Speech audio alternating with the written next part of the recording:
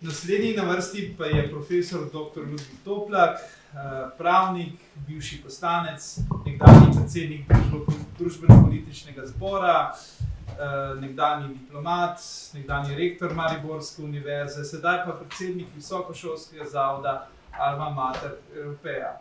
Predsednik države ga je nedavno odlikoval z zlatim redom za zasluge Republike Slovenije za njegov izjemen prispevek k demokratizaciji in osamosvojitve Slovenije. Pučnika je spoznal po objavi svojega odgovora na Pučnikov članek Konec in začetek počitnic. Več o tem in ostalih stikih bo povedal v današnjem referatu z naslovom Srečanja z Jožetom Pučnikom. Izvolite. Hvala lepa. Spoštovani moderator, dame in gospodje, v kratkem času želim samo nekaj stvari nakazati. Prvo, čas leta 1963 pridem v Ljubljano študirati. V 3. letnik, prvi 2 leti sem končal Maribor. Takoj so me prepoznali neki študentski funkcionarji, ker sem bil v Mariboru predsednik Socialno-ekonomske komisije pri Zvezi študentov. In smo organizirali v Mariboru neke akcije. Napisal je nekdo en članek takole. Študij stane 16-17 tisoč dinarjev, ki pa ne to zmore en delavec ali kmet. Poklical nas je predstojnik visokošolskih zavodov, udari s časopisom po mizi in pokaže naslov v delu. Socializem je dejstvo in ne cilj. Nimate pravice, da govorite o socialnih kategorijah delavec in kmet, ker tega v socializmu ni več. Pridem v Ljubljano, prevzamem tu isto funkcijo v študentski organizaciji in takoj me pritegnejo v neke aktivnosti in zvem takole še tu. Medtem me moj sorodnik Tomaž Šalamun, skupaj z njegovo sestro Katarino, smo predtem že veliko sodelovali, sorodniki in tako naprej, in me je povezala nekako z revijo Perspektive. Tam preberem en članek, 2 podobi otroštva na Slovenskem, kjer piše takole. Konec veselih, prebral sem v Večeru članek, konec veselih počitnic, začne se trdo resno delo za otroke s 1. septembrom. Potem pa pravi, ampak to velja samo za eno polovico otrok, druga polovica otrok pa se komaj pričakuje 1. september, da po težkem delu na kmetijah v šoli se malo odpočijejo. In potem 3. odstavek piše takole. Prepričan sem, ko bodo ti otroci odrasli, bodo storili, kar je storiti treba. In se je podpisal JP. Jaz sem takoj pomislil, kdo je ta JP, kdo je ta oportunist, in napišem kot študent oster članek proti temu oportunistu, ga pokažem Tomažu Šalamunu, je malo z ramami izmigel, se sprava spomnim, bil je bratco Rotar, pa rekel, ne moreš ti učitati Pučniku, da je oportunist. Pa dobro, kakor je bilo, jaz sem to dal in moj članek objavili. Potem pa meni pravi Tomaž, Jože Pučnik bi rad govoril s teboj. Medtem sem že izvedel, vprašam več in se potem dobiva z Jožetom Pučnikom v gostilni Maček, tam v Ljubljanci, z mojim bratom. In lepo je stekel pogovor. Moram povedati, takoj to je bilo nekje v teh sredi oktobra leta 1963.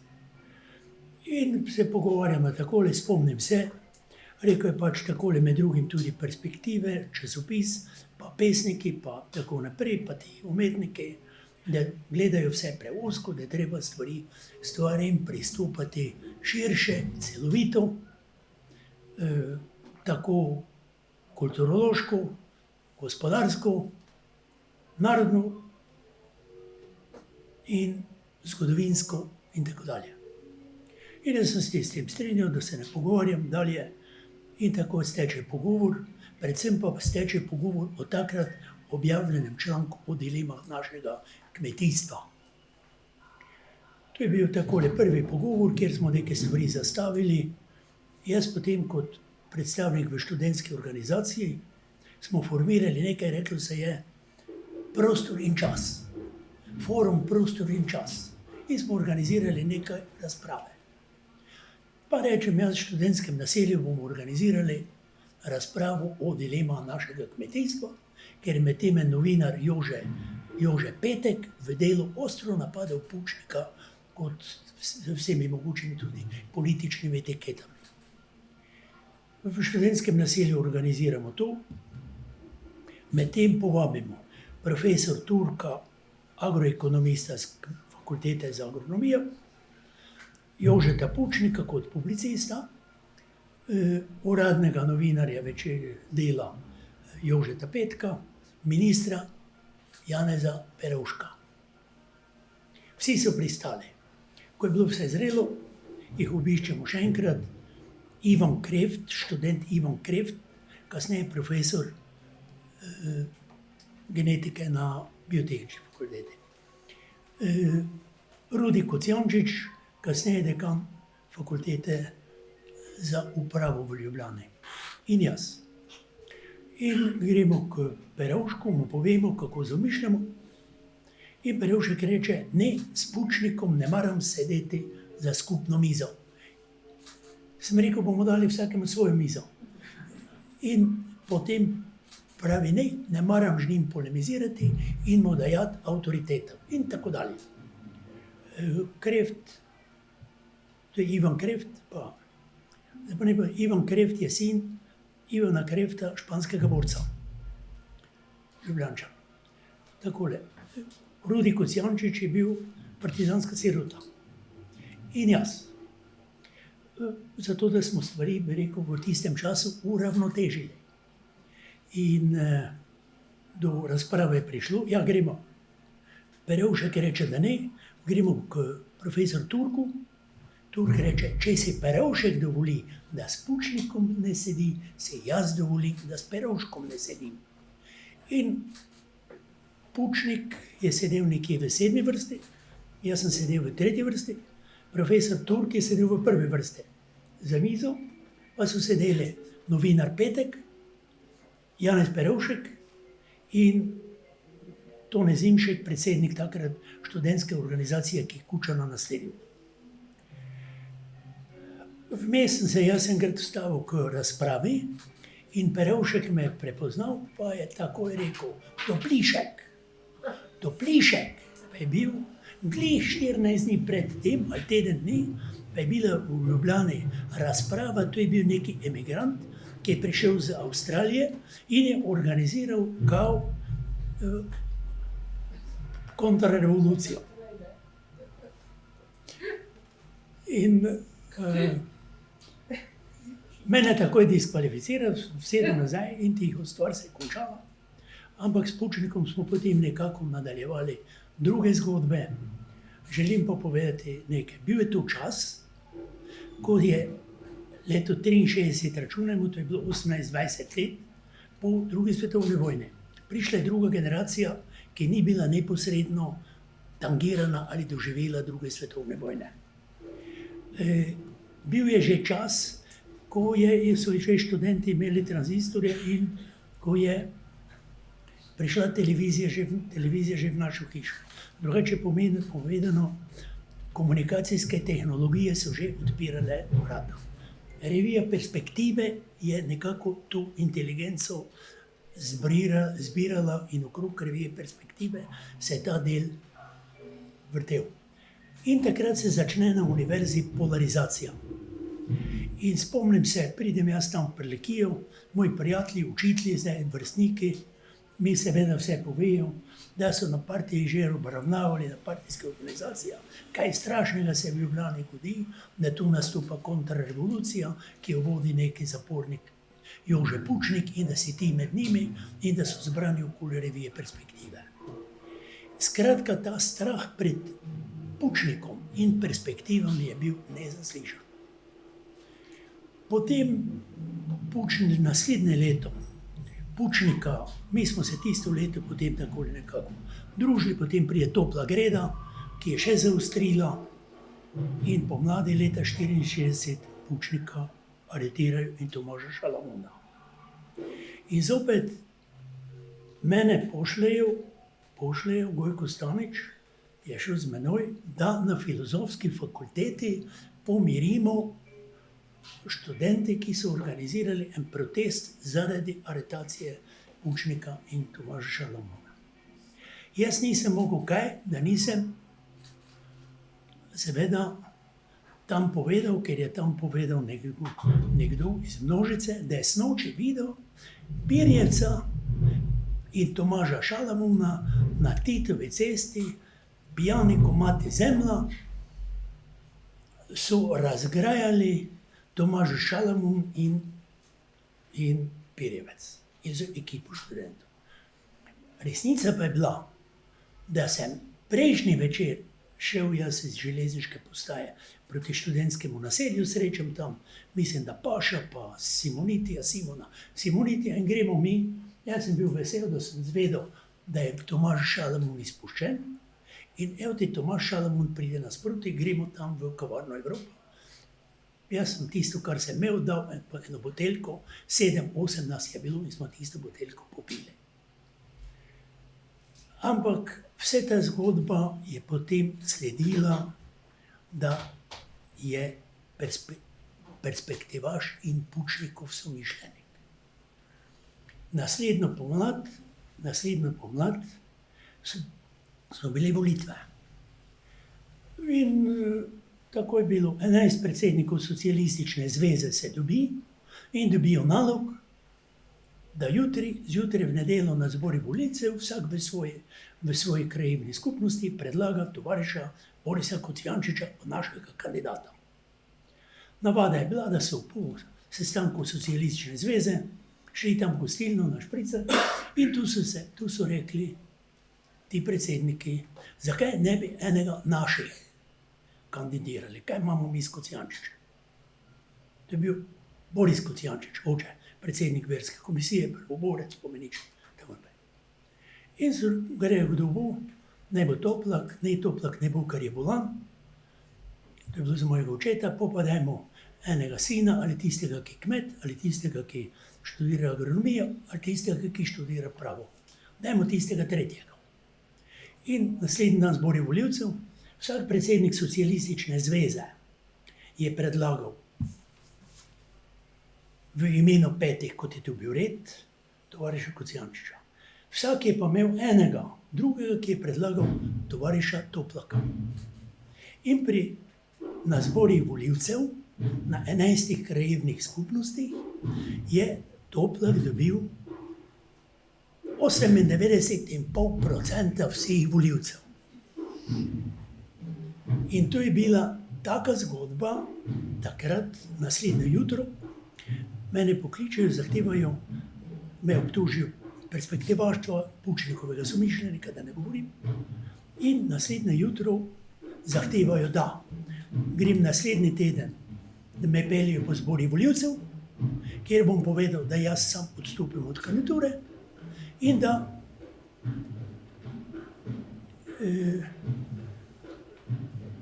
ker sem študent in tako dalje, in jaz rečem, tega filma ne bo.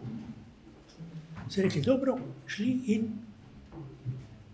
čez 3 dni sem dobil odločbo o razveljavitvi odložitve kadrovskega roka do oktobra in preloženi poziv za JLA.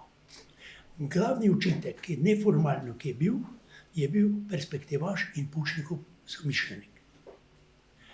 Jaz sem potem vojsko odslužil, pisal, doštudiral, vidim, da ni službe, odločim, da grem na magister. A potem pa je bil še takole en partizan, ki pa je imel eno zgodbo z mojim očetom, ker me moj oče ženo, partizanko, dal v hlevskem gnoju prepeljati visoko nosečo skozi nemško stražo. In ta je potem, mene ni bilo službe, on sprejel službo. Potem pa je ta umrl. Potem pa seveda za tega perspektivaša ni bilo službe in Pučnikovega somišljenika. To pove predsednik sodišča, takole. Potem pa čas jaz potem sklenem, grem v Beograd, tam študiram magisterij in ves čas je bilo učitek perspektivaš. Bil je stari Rastko Močnik starejši, ki je bil takrat, rekel se, zvezni sekretar za zakonodajo, je pa mene vzel kot nekega čata, kot nekega strokovnega sodelavca oče. Imeniten, razumen človek. In on je to vedel, pa se včasih nasmehnil na račun perspektivaš in Pučnikov prijatelj pa z roko za mano. Potem pa, dobro, kakor je bilo, jaz potem grem v Ameriko, se vrnem in organiziramo Antonu Slodnjaku, rojaku, za njegov rojstni dan v mesecu juliju, takole eno nedeljsko kosilo, kjer povabimo njegove svake, milčinske, sosede oziroma tam iz domačega kraja, akademika Jurančiča, akademika Trstenjaka, Krefta, Kocbek je bil bolan, akademik Cvetkov, in bilo je 7 akademikov in en kanonik Osterc, sošolec od Slodnjaka. Zjutraj tam vaški udbovec gre mimo in reče, snahi od Slodnjakove domačije, Angela, kaj toliko solate pereš? Ona pa reče, Ludvik nam bo pripeljal enih 8 kanonikov na kosilo. In mine mesec dni, avgusta, pridem na fakulteto, dekanu, vesel, da te vidim, tako naprej, lepo, pravi, sem rekel, kako je rekel, grozno, kaj je, strašno. Ne vem, kako bi začel, ne morem ti niti povedati. Kaj se je zgodilo, iti moraš. Kam? Iz univerze. Zakaj? Ker si v tvoji vasi častil 8 kanonikov. V Sloveniji pa ni bilo 8 kanonikov. V Sloveniji sta bila 2-3 mogoče v Ljubljani, pa 2 v Mariboru več. Ni bilo vsega 5 je bilo.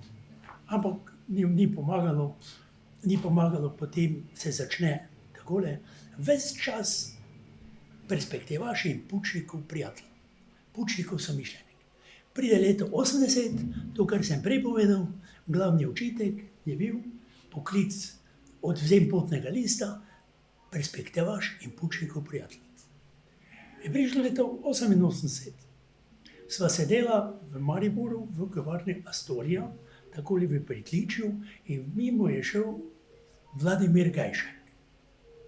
Vladimir Gajšek mene vidi, pride tja, da me pozdravi, lepo se pozdraviva in jaz mu predstavim. In Vladimir Gajšek potem napiše v takole, da je srečal Jožeta Pučnika z Toplakom v kavarni, nekje v, mislim, da v eni reviji. In potem zopet dobivajo se perspektivaši in Pučnikovi somišljeniki. To je bilo leta 88. Da ne govorim, leto 99, samo za ilustracijo, v Ljubljani smo imeli hišnika v Iskra Delti. Jaz sem takrat zapustil univerzo, pa šel v Iskra Delto. Imeli hišnika. In hišnik meni pravi, zdaj bomo dobili tega fašista, tega imigranta, tega tako naprej, za kandidata, tako naprej. Ampak zanimivo, z istimi besedami, 2 dni zatem, imam jaz pomladansko orez vinograda in tam povabim nekaj takole, med drugim tudi enega soseda, ki je bil penzionirani železničar. Z istimi besedami, z istimi argumente je komentiral Pučnika. Z nekim strahom, groza, izdajalec, poročil Nemko, zdaj bi rad prišel in tako dalje. In zanimivo, da se ta stvar vleče naprej, da ne govorim, jaz bil rektor in organizirajo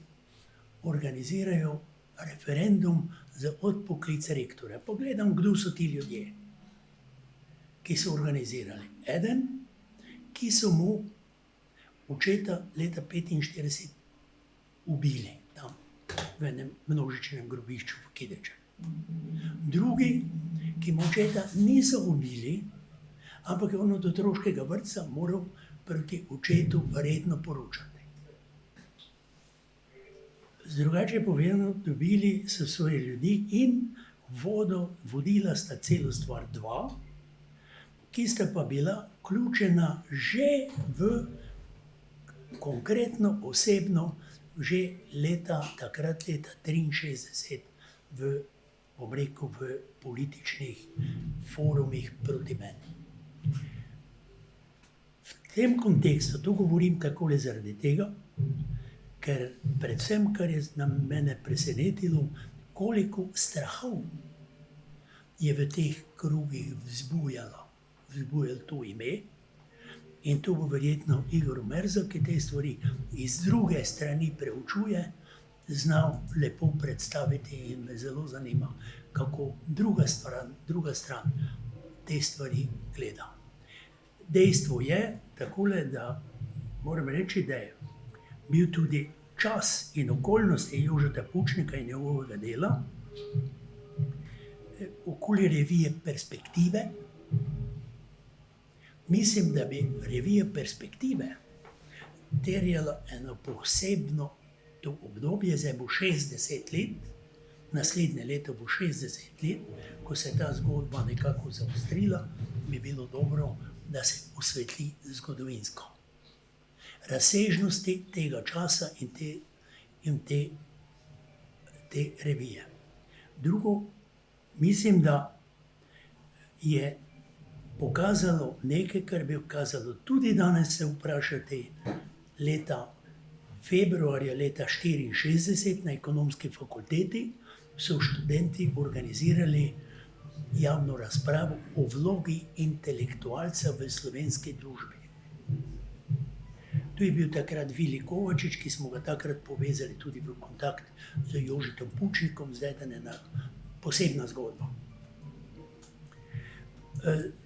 Topla greda je leta 1963 vse to zaostrila in za vsem tem. Jaz se spomnim, bil sem na topli gredi, če kdo med vami, mogoče še kdo takrat tukaj, če je bil, ampak da povem. Organiziral je Jaka Perovšek, brat od Janeza Perovška, direktor Grosuplja. Ko je s cigareto v dvorane med predstavo naredil polkrog, takrat so začeli vpiti Rožanc naj krave molze, Pučnik naj krave molze, ker je tam bilo pač kakor je bilo. In ta stvar se je potem zaostrovala. Cela stvar Jože Pučnika ime je povzročilo močno diferenciacijo najprej v študentskih vrstah, potem pa že v partijskih vrstah, najprej na univerzi. Takrat so močne partijske organizacije na pravni fakulteti, ekonomski fakulteti izstopile iz partije. Potem je to povzročilo že leta 1964 povzročilo diferenciacijo na nacionalnem nivoju partije. Dolanc, Bulc, Ribičič prevzamejo in Mišota Krivica odstavijo, ker je Mišo Krivic vendarle, kak je bil, tak je bil, ampak on je šel v dialog z nami. Na Debelem rtiču smo se dobili študenti leta 1964 pomladi.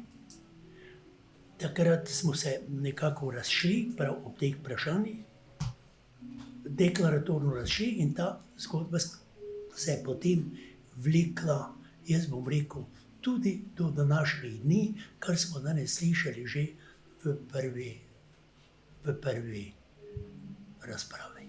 In z enakimi očitki, kot se je takrat pač etiketiralo Jožeta Pučnika, se pač danes etiketira koga tretjega. Zdaj pa še nekaj, mislim, da takole zdaj, ker je to takole akademski krug, bi vendarle kazalo malo razmisliti, kako gre za vse slovenske vprašanja.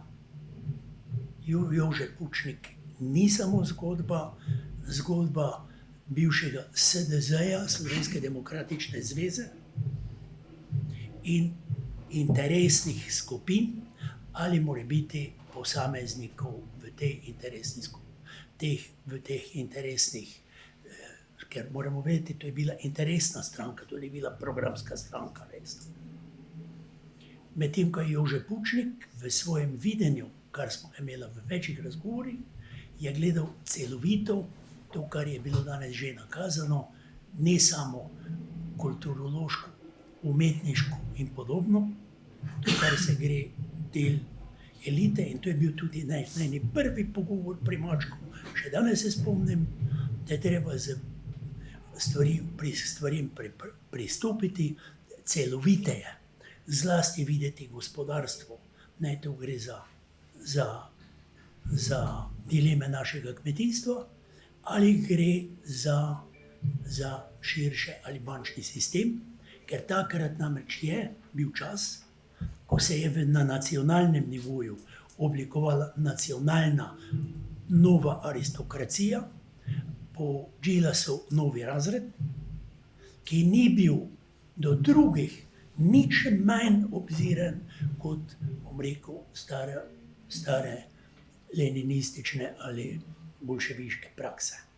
Vse po mojih izkušnjah, moram reči, ni bil nič manj obziren ta novi razred, ki pa kakorkoli je prisoten do današnjih dni in se je pokazalo to tudi v privatizaciji, ko smo z Jožetom Pučnikom imeli pogovore o privatizaciji, kjer so potem, bom pa povedal, prevladale določene strukture in je zavladala tako imenovana menedžerska privatizacija.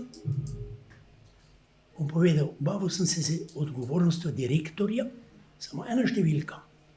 Leta 1978 je bilo v Jugoslaviji formiranih 82,000 tozdov. Med 82,000 tozdi je 247 direktorjev ni dobilo soglasja tako imenovane družbeno-politične skupnosti in družbeno-politične organizacije, sindikata ali partija. Kadrovske komisije se je reklo. Od teh 247 so samo 3 preživeli prvi mandat kot direktorji. Vse druge direktorje se je zamenjalo. Drugače povedano, direktorska struktura, kakršno smo leta 90 nasledili, je bila tako imenovana menedžerska struktura, je bila izrazito kadrovsko-partijsko kadrovana. In ko smo razpravljali o privatizaciji, sem jaz rekel, da ta model privatizacije, menedžerske privatizacije, pomeni spremembo političnega privilegija v lastninsko pravico, ki bo dedna. In to je izvalo tisto noč, takole določeno verigo, da je naslednji dan Dnevnik objavil članek, da stari kardeljanec Ludvik Toplak, nekoč mladi kardeljanec, hoče danes počiti in tako dalje. Čiste laži, da ne govorim, čiste laži so objavljene, ampak te laži tudi imajo določeni vpliv in ostanejo to, kar je že danes bilo omenjeno, pomen in vloga mainstreama v ljudeh. In tudi del tega mainstreama je bil Jože Pučnik, kakor se ga je prikazalo takrat po leta 90 in kakor se ga je prikazovalo in se je v veliki meri zadržal v glavah določenih, da tako rečem, mainstream medijev. Hvala lepa, pa drugič več.